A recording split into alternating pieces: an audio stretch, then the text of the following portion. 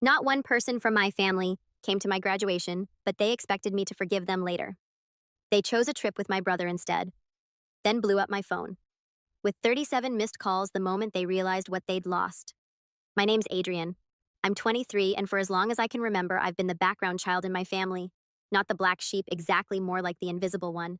I was never the kid who caused trouble, but I also wasn't the kid my parents bragged about at dinner parties. That honor belonged to my older brother, Lucas. He's the golden boy. Charismatic, athletic, the kind of person who could forget someone's birthday and still have them smiling by the end of the conversation. Me. I was the quiet one with my head buried in books, aiming for achievements that didn't photograph well for Facebook. Graduation day was supposed to be different. I'd worked for years to get here. Endless late nights working part-time jobs, pulling double shifts to cover tuition gaps when scholarships didn't stretch far enough. I'd imagined that moment for years, the stage lights, my name being called, my family in the crowd cheering loud enough for me to hear them over the clapping. I even saved them the best seats in the auditorium. But that morning, I woke up to a text in the family group chat from my mom. "We won't be able to make it today. Something came up. We'll celebrate soon." I sat there staring at my phone for a good minute, thinking it was some kind of sick joke. I scrolled up to see if maybe they'd explained, but the next message came from Lucas. "We're heading to Aspen for the week. Totally last minute. Can't wait." Mom chimed in a minute later with a string of skiing emojis. No apology, no acknowledgement that my graduation, my college graduation, the first in our family, was happening in less than 4 hours. I didn't reply. I couldn't. My throat felt tight, and the walls of my apartment suddenly felt smaller. Part of me wanted to believe it was a misunderstanding. Maybe they thought my ceremony was later in the week, but no, they knew the date. I'd been talking about it for months. I'd sent them the formal invitation from the university and even a reminder last week. They just chose something else, chose him. When I got to campus, I tried to push it down and focus on the moment. Friends and classmates were there with their families, taking photos, holding flowers, laughing in clusters on the lawn. I smiled when people congratulated me, but the pit in my stomach kept growing. Every time I glanced toward the section where my family should have been, all I saw were strangers. I told myself it didn't matter. I told myself I'd remember the pride, not the empty chairs. Then my name was called. I walked across the stage, shook hands, smiled for the photo, and that's when I felt my phone buzz in my pocket. It was my dad. A text. "Come home immediately." No explanation, just that. When I stepped off the stage, I saw the notifications piling up. Missed calls, 37 of them. The same message over and over. "Come home now." I didn't answer. Instead, I stared at the screen, my diploma in one hand, my phone in the other, wondering what could possibly be so urgent that the family who skipped my graduation for a ski trip now suddenly demanded I drop everything and rush home. And as I stood there in the middle of the crowd, the noise of celebration all around me, I felt something shift inside, a cold, quiet awareness that whatever was waiting for me at home wasn't just about something coming up. This was the start of something bigger. I didn't know it yet, but that day was going to draw a permanent line in my family's history, the before and the after. And I was about to find out just how deep the divide would go. When I finally got back to my apartment that evening, still in my graduation gown because I hadn't bothered to change, I found 3 more missed calls from my dad and 1 from my mom. No voicemail, no actual explanation, just more of the same 2 words. "Come home." I sat down at my tiny kitchen table, the one I'd bought secondhand when I moved out, and just stared at my phone. I hadn't heard from any of them during the ceremony itself. No congrats, no photo request, not even a text acknowledging it happened. Now they were treating me like I was late for an emergency I knew nothing about. An hour later, Mom's message finally came through. "Your brother needs you. It's important." No context, no question about whether I was okay or how the ceremony went. Just straight to Lucas. I could almost hear the tone behind it, the same one I'd grown up with. In our house, Lucas's problems were family problems. Mine were mine. If Lucas scraped his knee, the world stopped until he got a bandage and a bowl of ice cream. If I sprained my wrist during gym, I was told to walk it off because Mom was busy. I had learned early that my role in the family wasn't to be cared for, but to be useful when someone else, usually Lucas, needed something. I didn't answer right away. I put my phone face down and went to the fridge for something to eat, only to realize I'd been too busy studying for finals to grocery shop properly. I poured myself a bowl of cereal and sat there in silence, thinking about how every major milestone in my life had somehow been overshadowed by Lucas. My high school graduation, he'd been caught throwing a huge party the night before, so all anyone could talk about was the trouble he'd gotten into. When I got my first job, he totaled his car the same day. So the family group chat lit up with everyone discussing insurance claims instead of congratulating me. Around 9 p.m., my phone buzzed again, a video call from my dad. Against my better judgment, I answered. Dad's face filled the screen, his expression tight and impatient. Adrian, finally. "We've been calling you all day. I was busy," I said flatly. "Graduating." He didn't even acknowledge it. Lucas is in trouble. He needs you to come over tonight now. I blinked. What kind of trouble? Dad sighed like I was being unreasonable. His credit card's maxed out and he can't pay the balance. He was counting on you to help. I stared at him. He was counting on me.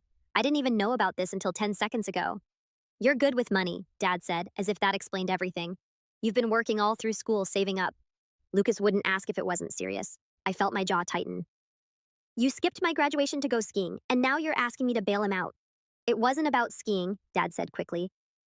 But I could see the ski lodge behind him in the video, the wood-paneled walls, the fancy chandelier. Lucas had been stressed and we thought the trip would help. You know he's been under pressure lately, right? I said, my voice cold. And I guess I haven't been. Dad's expression shifted. That subtle flash of annoyance I'd seen my whole life. The unspoken message, stop making this about you. When I hung up, I sat there for a long time staring at the blank wall opposite my couch. It wasn't just that they'd missed my graduation. It was the expectation that I would without hesitation set aside my own life to clean up after Lucas. It had always been that way. When he failed a class in college, I was roped into doing his assignments just for one semester. When he ran up a tab at a bar, I was guilt-tripped into paying it off because family sticks together. But somehow family never stuck with me. 2 days later, I got another call. This time from Lucas himself. He didn't bother with hello. Hey, so when are you bringing the money over? I'm not, I said. There was a pause, then a laugh. Come on, don't be like that. You've always helped me before. Yeah, I said slowly. And you've never once shown up for me. Not for my graduation, not for anything. Why should I help you now? He scoffed. Wow. So you're going to hold a grudge over some ceremony. You're being petty. That word petty hit harder than it should have. It was the same thing they'd always said whenever I stood up for myself. In their eyes, my boundaries weren't boundaries. They were overreactions. By the end of the week, I was getting texts from every family member I could think of. Aunts, uncles, even my grandmother. All telling me some version of Lucas is your brother. You can't just let him fail like this or don't throw away family over money. Not one of them mentioned my graduation. Not one. The thing was, I hadn't even told them no because of the money. I had told them no because I was tired. Tired of being the safety net for a man who never learned to land on his own feet. Tired of being invisible until they needed me. And the more they pushed, the more I realized they didn't see me as part of the family in the same way they saw Lucas. I was a resource, a tool. What I didn't know then was that their pressure campaign was just getting started. The texts, the calls, the subtle digs, they were all building towards something much bigger, something they thought they could corner me into. And they had no idea that the more they pushed, the more I was already starting to plan how I'd push back. It wouldn't be long before they gave me the perfect reason, and once they did, there would be no going back. It was a quiet Thursday morning when the real blow landed.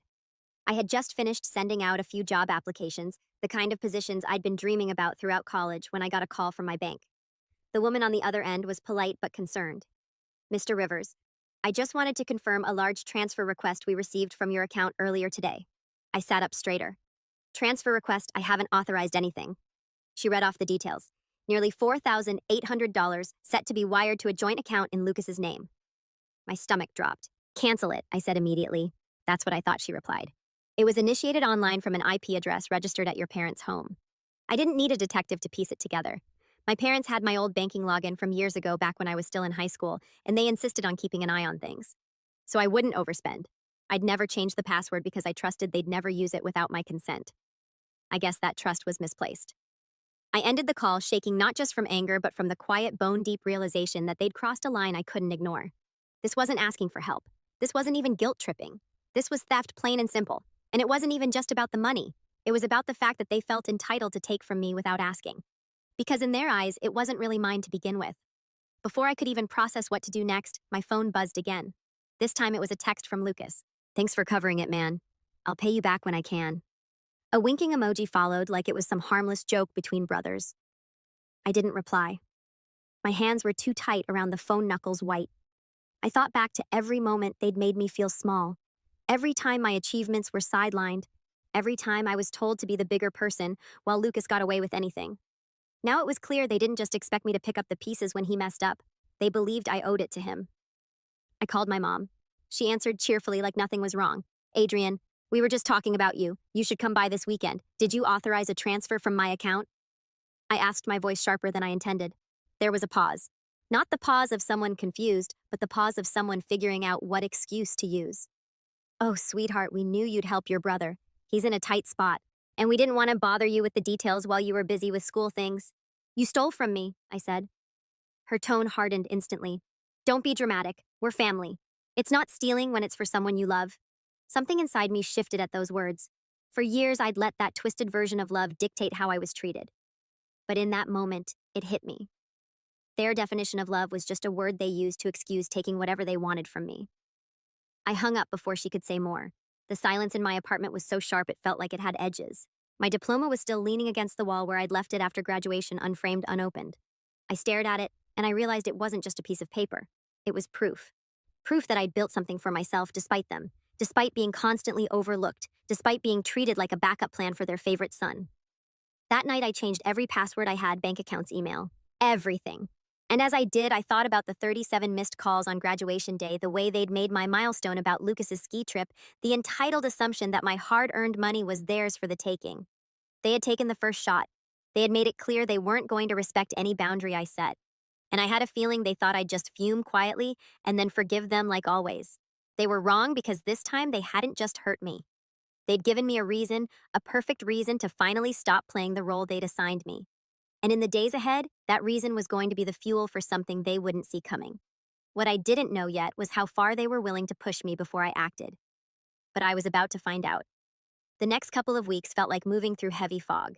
I still went through the motions, sending out job applications, making it to a few interviews, but my mind was elsewhere. Every time I opened my banking app, I half expected to see something else missing. I kept my phone on silent because I couldn't stand the constant buzzing from family members, each of them with their own friendly reminders about how I should let it go for the sake of family peace. The narrative they were pushing was predictable. Lucas was stressed. Lucas was struggling. Lucas didn't mean any harm. Somehow I was the cold one for making a scene about it. The theft had been reframed as a misunderstanding, and my refusal to cave was holding a grudge. It was surreal. I wanted to scream every time someone told me I was being unfair, but I didn't. I didn't give them the satisfaction of hearing my frustration. Instead, I pulled back. I stopped going to Sunday dinners. I stopped answering calls unless they came from numbers I didn't recognize in case it was a job opportunity. I stopped checking the family group chat entirely. When I finally opened it one night out of morbid curiosity, I saw a string of photos from the ski trip. Lucas posing with his friends, champagne in hand. There were laughing emojis and captions about living life to the fullest. My graduation, not a single photo, not a single word. That hit harder than I wanted to admit. I tried for years to convince myself that if I just worked hard enough, if I achieved enough, they'd see me differently. That they'd be proud in the same way they were proud of Lucas. But the truth was right there in front of me.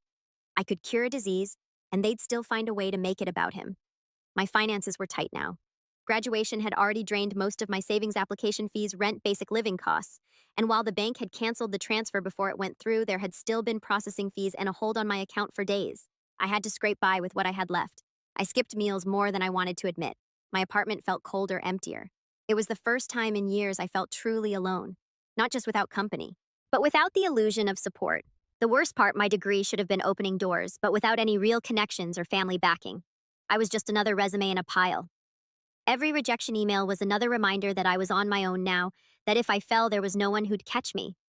Unless catching me meant taking something from me. But here's the thing. In that quiet, in that isolation, a part of me started to wake up. I began keeping a small notebook by my bed, jotting down everything that had happened since graduation. Every call, every text, every piece of manipulation. I started looking back, writing down old incidents too. Moments I brushed off at the time. When I read it all together, it was like looking at a long, slow-moving train wreck. Patterns I'd ignored before were glaringly obvious now. I wasn't sure yet what I was going to do with it, but I knew I was done reacting on impulse. I wouldn't yell. I wouldn't plead. I wouldn't try to make them see my side. That had never worked, and it never would. Instead, I was going to wait, watch, let them keep showing me who they were. And when the time came, I'd have more than just the will to stand up for myself. I'd have a plan. The problem was, they weren't done with me yet. And before I could put that plan into motion, they were going to push me further than I'd ever thought possible. Far enough that I'd have no choice but to act. The shift started small, almost unnoticeable at first. I landed a part-time research assistant job at a local firm. It didn't pay much, but it gave me enough breathing room to cover rent without dipping into the last of my savings. More importantly, it was a foot in the door, a place where my skills actually mattered, and my work wasn't constantly overshadowed by someone else's charm. The first time my supervisor Karen complimented my report writing skills in front of the whole team, I didn't even know how to react. I wasn't used to public recognition that wasn't immediately undercut by a "but Lucas" sentence here. No one compared me to a golden boy. No one minimized what I'd done. I showed up, worked hard, and people noticed. It was strange and intoxicating in its own quiet way. Within 2 months, that part-time role became full-time. I was suddenly making enough to not only keep my bills paid, but to start rebuilding my savings. I upgraded my wardrobe with a few professional outfits. I started eating better, getting back into shape, and even joined a coworker for early morning runs in the park. For the first time in a long time, I woke up each day feeling like my life was actually moving forward without my family's approval, without their involvement at all. The social shift came next. One of my colleagues, Derek, invited me to a networking event for young professionals. I almost didn't go. The idea of networking made me think of fake smiles and shallow conversations, but I went anyway. And to my surprise, I met people who were genuinely interested in what I did and what I was working toward. Over the following weeks, I built connections, swapped contact info, and even started attending industry mixers. It wasn't overnight success, but it was steady, undeniable progress. And the best part, my family had no idea. I didn't post about it, I didn't send updates. I learned to love the silence. Every accomplishment felt like a card I was keeping face down on the table, waiting for the right time to flip it over. Financially, I started to pull ahead. By month 4, I'd paid off the small debt I'd carried from my last semester of school. By month 6, I had a growing emergency fund. Around that same time, Karen recommended me for a side consulting gig with a startup. It was only a few hours a week, but the pay was more than generous, and it let me stretch skills I hadn't touched since my senior thesis. That gig snowballed into another one, and before long, I was making more on the side than I had at my original full-time job. I knew the version of me they were used to, the quiet helper, the one who said yes because it was easier than fighting, would have never reached this point. This was new territory. I wasn't just surviving anymore. I was building leverage. And still, I kept my cards close. When my mom called to ask if I was doing okay financially, I gave her the most generic answer possible. I'm fine, no details, no openings for them to gauge how much they could take. The less they knew, the less they could target. But Lucas couldn't help himself. He started sending me casual messages again. Hey man, how's work? Got any plans for the weekend? I recognized it for what it was, testing the waters. He'd done it before after our fights, slowly sliding back into my life until he could ask for something. This time, I didn't bite. I gave short, polite answers, nothing more. And yet I could feel something brewing. Call it instinct. Call it the years of watching how my family operated. The tone of their rare messages had shifted. Polite, even warm in a way that felt rehearsed. I didn't know exactly what they wanted yet, but I could guess. Money favors something that benefited Lucas at my expense. What they didn't realize was that they weren't dealing with the same person anymore. I wasn't the broke, dependent college student they could corner with guilt trips. I had resources, I had connections, and for the first time in my life, I had the means to say no and make it stick. Still, I didn't move first. I knew that if I waited, they'd hand me the perfect opening. They always did. And when that moment came, I wouldn't just say no. I'd make it clear in a way they couldn't ignore that the old version of me was gone for good. The moment I was waiting for was closer than I thought, and when it arrived, it would be bigger and uglier than anything I'd imagined. It happened on a rainy Tuesday evening, 6 months after my graduation. I was just leaving the office when my phone buzzed with an unfamiliar number. The voice on the other end introduced himself as Mr. Carter, a senior partner at a mid-sized investment firm. Adrian? I've heard good things about you, he said, his tone all business. Karen speaks highly of your work, and Derek mentioned you're excellent with financial structuring. We could use someone like you for a project we're taking on. I'd learned to keep my excitement under wraps, so I listened carefully.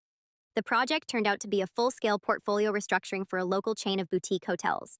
It wasn't just a job. It was a chance to work directly with high net W worth clients, to get my name in rooms I'd never even known existed a year ago. The fee they offered for my role was more than my monthly salary at my regular job. I said yes. Over the next several weeks, I threw myself into the work. It was demanding late nights, endless spreadsheets, constant strategy calls, but I was in my element.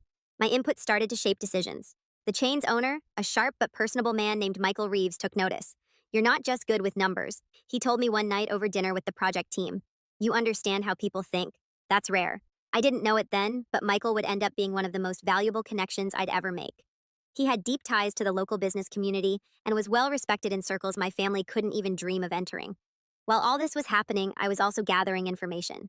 Not because I was actively planning revenge yet, but because old habits die hard. I'd been keeping that notebook of mine updated, every petty comment from my family, every manipulation attempt, every subtle probe into my finances. But now I had something more.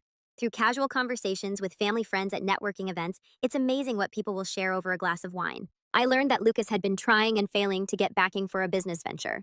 Apparently, he pitched a half-baked idea for a luxury sports bar to several investors, but no one was willing to touch it.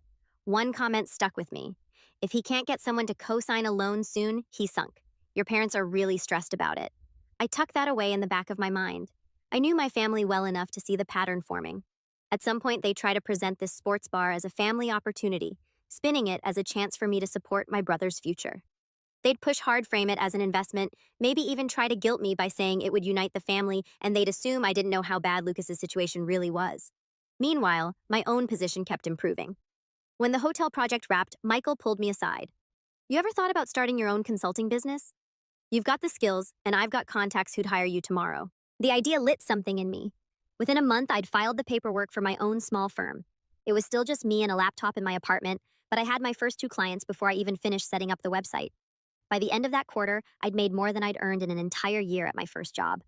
I didn't brag. I didn't even hint at it to my family. I let them think I was still working a modest office job scraping by. Every time Mom asked, "How's work?" I'd give a vague, busy but good and change the subject. The less they knew, the better. But privately, I was building something that gave me real power. Not just money, but options. Options to say no without fear. Options to walk away without losing anything. Options to hit back if they cross me again. And sure enough, that moment arrived one Sunday afternoon when I got a family dinner invite out of the blue. No reason given, just "we'd love to see you." My gut told me this wasn't about catching up. This was the setup. I already suspected what was coming. What I didn't know yet was just how far they were willing to go to try and rope me in, or how perfectly their plan was going to set the stage for mine. I walked into my parents' house on that Sunday evening with the kind of calm you only get when you already know the ending to the story. The smell of Mom's roast chicken drifted from the kitchen, but the atmosphere in the living room was stiff too, rehearsed. Dad was sitting in his armchair, hands folded like he was hosting a board meeting. Lucas was on the couch leaning back casually, but his eyes were just a little too bright. After the usual hollow greetings, Mom poured me a glass of water and said, "We're so glad you could make it. There's something exciting we want to talk about, a family opportunity." I almost smiled. There it was. Lucas launched into his pitch, complete with printed brochures and a laptop presentation. He talked about the sports bar of the future, about high-end decor and signature cocktails, about exclusive partnerships with local breweries. He used phrases like ground of floor or opportunity and guaranteed returns. I listened, nodded occasionally, and didn't interrupt. When he finally finished, Mom leaned in with that expectant smile. "We've already got interest from a few investors, but we'd love to keep it in the family. We thought you could come in as a primary backer. It would be such a great way to bond." "Really?" I asked, keeping my tone neutral. "And how much are we talking about?" Lucas didn't flinch.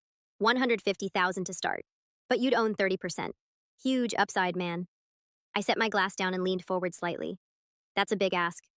So just out of curiosity, have you told all your potential investors about the loan rejections? The room went still. Lucas's smile faltered. "What I mean, the ones from First State Bank, Harborview Capital, and Westline Financial, the 3 that turned you down because your projections didn't add up." I kept my voice even, but I didn't miss the way Mom's eyes darted toward Dad. I just wouldn't want anyone to feel like they weren't getting the full picture. Lucas's jaw tightened. "I don't know where you're getting your—" I cut him off with a shrug. "People talk, especially in business circles, and I happen to run in a few now." Dad tried to salvage the moment. "Adrian, this is your brother's dream. You're in a good position now. You could really help." That was my cue. I pulled a folder from my bag and slid it onto the coffee table. Inside was a polished bound copy of my firm's portfolio clients' contracts revenue projections, all legitimate, all impressive. "You're right," I said. "I am in a good position, good enough to know this isn't an investment, it's a bailout." Lucas's face went red. Mom's mouth opened, then closed again. "And here's the thing," I continued, my tone still calm. "I don't invest in people who steal from me. And before you say it wasn't stealing, let me remind you. I spoke to the bank. I know exactly who tried to pull money from my account after graduation. That landed like a stone in a pond."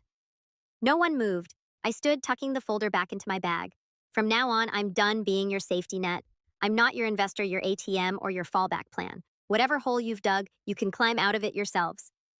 I walked toward the door, then paused and turned back just long enough to twist the knife. "Oh, and Michael Reeves, he's a friend now. His company owns 3 of the city's busiest bars. When your pitch crosses his desk, and it will, you can guess how that'll go." Lucas didn't say a word. Mom looked like she wanted to, but Dad's hand on her arm kept her silent. I left without another word. The sound of the rain outside somehow lighter than when I'd arrived. They'd come expecting the same old Adrian, the one they could pressure into giving in. Instead, they'd gotten the version they'd spent years creating without realizing it. The one who'd learned exactly how to beat them at their own game. What I didn't see not until later was just how badly that single evening would unravel things for them. The fallout began faster than I'd expected. 2 weeks after that dinner, I got a text from an old neighbor. "Hey, just saw your brother at the bank." Looked furious. Something happened. That same day, I received an email from Michael Reed confirming my suspicion. Lucas had indeed sent him the sports bar proposal. Michael hadn't just declined, he'd forwarded it to a few other prominent investors in the city with a short professional note. Not financially sound. Proceed with caution. Within days, Lucas's ground floor opportunity was dead in the water. Word travels quickly in tight business networks, and his name became synonymous with overpromising and under-delivering. Every lead dried up. No bank would take his calls. No investor wanted a meeting. That alone would have been enough. But my parents' reaction sealed it. Mom called me late one night, her voice tight. Do you know what you've done? Your brother's future is ruined. We had to take out a line of credit on the house to cover his debts. I kept my voice even. I didn't ruin anything. I just stopped protecting him from the consequences of his own choices. There was silence on the line. I could almost hear her swallowing back whatever she wanted to say. When she finally spoke, it was softer but colder. You've changed. Yes, I said. I have. And I hung up. Over the next month, I kept my distance. My consulting firm continued to grow, and I moved into a larger apartment downtown, one with a skyline view I dreamed about since my first year of college. The few mutual friends I still shared with my family began to quietly acknowledge what I'd always known. The golden boy shine had worn off and the cracks were showing. Lucas had picked fights with several of them after his failed business, blaming the market, bad timing, and even me. But no one was buying it. The last time I saw him was by accident. I was meeting a client for lunch and Lucas walked past the restaurant. He noticed me through the window, slowed for a moment, and then kept walking. No smile, no wave, just a man who'd finally realized the person he used to lean on was gone for good. And for the first time in my life, I didn't feel guilt. I felt free because they had taught me in their own way the most valuable lesson I'd ever learned. When you stop letting people treat you like a safety net, you find out very quickly who's capable of standing on their